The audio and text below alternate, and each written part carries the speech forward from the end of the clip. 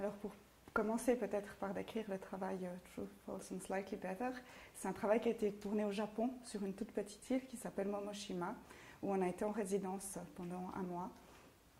Et une fois qu'on était sur cette île, on a découvert que les pompiers font des exercices un peu particuliers pour une compétition de pompiers qui se passe au Japon. Et c'est une compétition qui a un exercice de pompier, mais qui est une série de gestes qu'ils répètent pour être extrêmement précis, extrêmement rapide.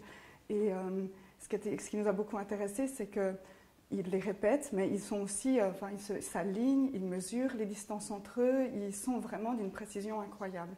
Et pour nous, cet exercice avait un côté absurde, un côté étrange, justement, qui avait un côté, on avait l'impression de vraiment être les témoins d'une répétition, d'un exercice particulier, et on s'est dit qu'il avait l'air pour nous complètement mis en scène, donc justement peut-être faux d'une certaine manière. Et on a décidé de le filmer, donc ce n'est pas des acteurs, mais on a pu filmer sur plusieurs angles parce qu'ils répètent l'exercice nombreuses fois. Et on a monté cette scène en montrant qu'à la fin de la vidéo qu'il s'agit en fait d'un exercice pompier, parce qu'on les voit éteindre une espèce de drôle d'installation où ils ont empilé une télévision avec un ventilateur. Mais jusque-là, on se demande qu'est-ce qui se passe, et c'est un espèce d'exercice bizarre. Donc, et dans nos travaux, c'est effectivement, il y a toujours ce jeu entre des choses mises en scène et des choses qu'on a trouvées. Et ce travail, en l'occurrence, n'est pas du tout mis en scène, alors qu'il donne l'apparence de quelque chose mis en scène. Dans vos vidéos, il y a toujours un certain décalage, que tu mentionnes déjà, qui rend ambigu les événements et les espaces montrés.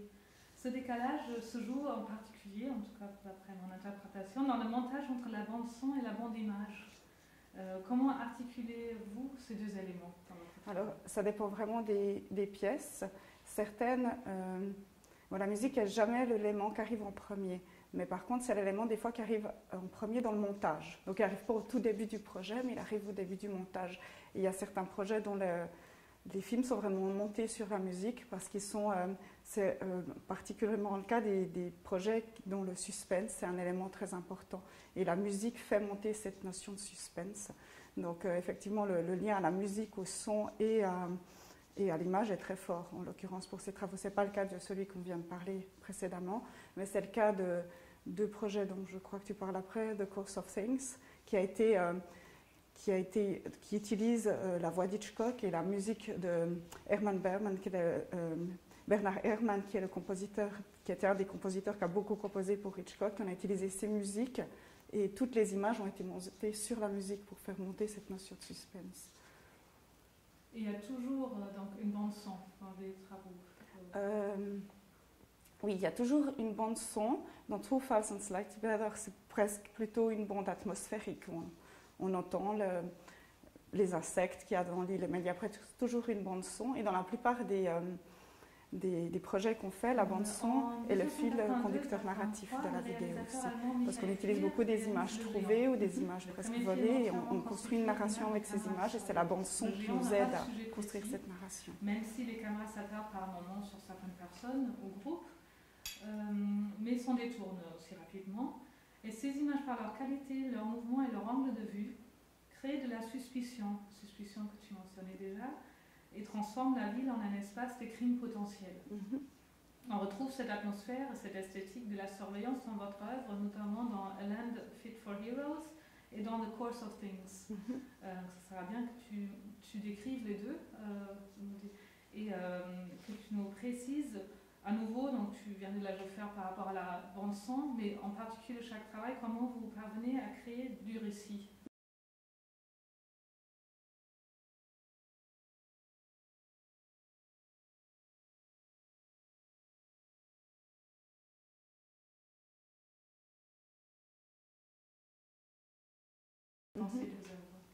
Bon, il y a plusieurs choses. Donc, The Course of Things, c'est une vidéo qui a été tournée au Musée d'Histoire naturelle à Londres. Il n'y a absolument pas d'acteurs dans cette vidéo. On a utilisé que les visiteurs et les employés du musée en filmant, en prenant énormément d'images et ensuite en les montant pour créer un film. À Londres, et comme c'est le cas dans beaucoup de villes, c'est extrêmement surveillé. Il y a beaucoup de systèmes de surveillance. Il y a dans ce musée énormément de gardes et de gens qui surveillent. Donc l'idée de la surveillance ou du fait d'être toujours observé est inhérent au film aussi, et ce qui fait, je pense, un lien au film Le Géant que tu citais. Donc en fait, ce qu'on a fait, c'est un travail assez long où on avait une idée. Le film utilise d'une part ces images et d'autre part, c'est un double collage aussi sonore.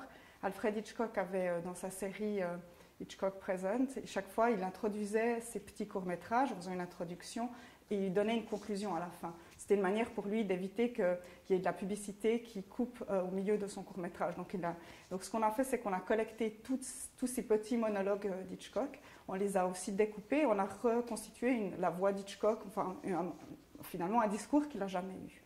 Et ce qui est de monter la narration, c'était une espèce de va-et-vient, parce qu'on allait dans l'espace du musée d'histoire naturelle, on a observé, il y a des choses qu'on avait comme idée, d'autres qu'on n'avait pas. Et en fonction des événements qui se sont créés, on a fait aussi notre histoire. Et en fonction des phrases d'Hitchcock qu'on trouvait, on a aussi fait notre histoire. Donc il y a eu une première idée, on allait faire des repérages, on améliorait le scénario, on retournait filmer, on réaméliorait, et un système de va-et-vient comme ça. Il y a pas mal d'images on avait des idées de faire des choses, par exemple, dans la cafétéria, et on a complètement abandonné toute cette partie d'images qu'on avait. Pour donner peut-être un exemple plus clair, il y a à un moment donné des oiseaux qui sont rentrés dans le musée, et tous les visiteurs, surtout les gardiens, ont commencé à regarder le plafond, à dire que c'est le moment qu'il faut absolument trouver une solution pour faire sortir les oiseaux. Et nous, au lieu de filmer ces oiseaux, on s'est focalisé sur tous ces gestes qui montraient le plafond. Et c'est toute une séquence du film où les gens cherchent le potentiel criminel en hauteur, et ils font ces gestes par là. Et en fait, toute la scène s'est construite à cause de ces oiseaux qui sont rentrés dans le musée. Donc c'est comme ça que c'est monté l'histoire. Ce qui est intéressant, c'est que tu l'as mis en parallèle avec le film A Land Fit for Heroes, qui est complètement le contraire. Il a été tourné dans une petite ville en Suisse qui s'appelle Sion, sur une espèce de petite colline en hauteur, et c'est presque à 300 degrés, pas tout à fait 360, ou une caméra très lente qui filme la ville. Et on a l'impression que tout a été fait par hasard, et là c'est le contraire. On a demandé à des gens de faire des actions très simples, comme marcher, ouvrir une fenêtre. Et là, on a l'impression d'être face à des actions anodines, et en fait, c'est des actions qui ont été mises en scène, et qui, ensemble, on a l'impression qu'il y a de nouveau cette ambiance de suspense qui se met en place.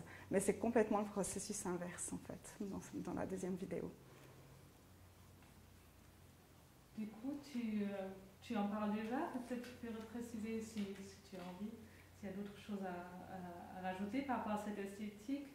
Nous parler un peu plus de la présence ou non des acteurs dans leur rôle dans vos différentes œuvres, parce qu'il me semble que parfois, donc, comme tu le dis, il y en a, parfois il n'y en a pas, et c'était le départ d'un... enfin, nous, on s'est toujours dit qu'il y a des moments, en fait, le cinéma, dans le cinéma, tout est faux, tout est mis en scène, mais c'est une réalité qu'on connaît tellement bien. Et il y a tellement de moments dans la vie de tous les jours où tout d'un coup on se dit c'est intéressant, ça ressemble à un film. Et en partant de cette idée-là, on a commencé à monter ces vidéos. On s'est dit les gens sont finalement le mieux, c'est quand ils jouent pas, quand on arrive quand ils sont eux-mêmes. Et à partir de cette idée-là, on a essayé de monter effectivement un film, ce qui était presque ce qui est difficile en même temps, mais de monter un film avec justement que des non-acteurs.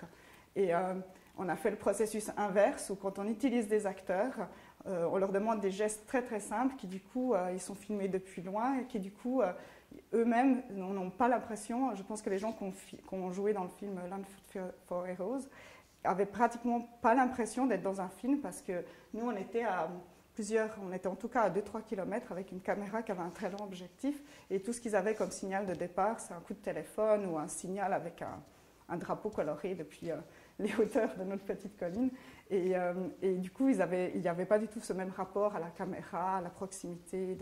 Donc, on cherche toujours une espèce de méthode pour que les gens soient le plus naturels possible, ou en tout cas pour essayer d'avoir une mise en scène qui est différente de celle que ferait un cinéaste classique. Là, du coup, je ne l'avais pas marqué, mais je pense au travail que vous avez fait sur mais le titre m'échappe. La personne qui fait les coupes dans les films pour enlever tout ce qui est superflu. Et là, je pense qu'il y a un rapport vraiment intéressant aussi entre la bande-son et les images et cette notion justement de l'acteur au moins dans le travail. Là, il y a justement un mix. Bon, là, le film est fait uniquement d'images fixes.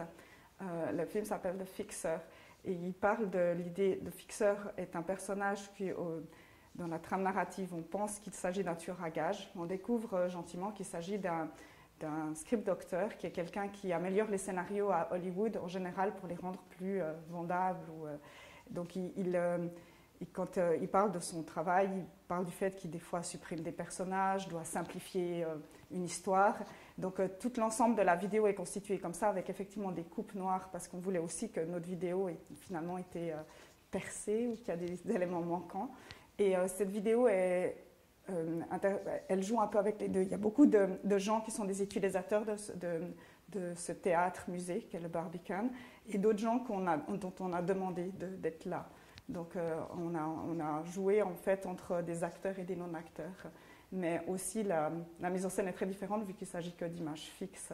Donc des fois il y a une séquence d'images fixes, mais on arrive à capter des attitudes et des mondes de manière très différente en images fixes ou en vidéo. Peut-être aussi préciser un peu par rapport à ce travail-là, parce que le travail de ce fixer, qu'est-ce qu'il fait et comment du coup ça a un impact sur les images qu'on voit? Oui, vraiment, il simplifie des scénarios, il supprime des personnages, il fait en sorte que l'histoire soit facile à suivre. En général, il peut complètement transformer l'histoire, il rend le film plus vendable à un large public.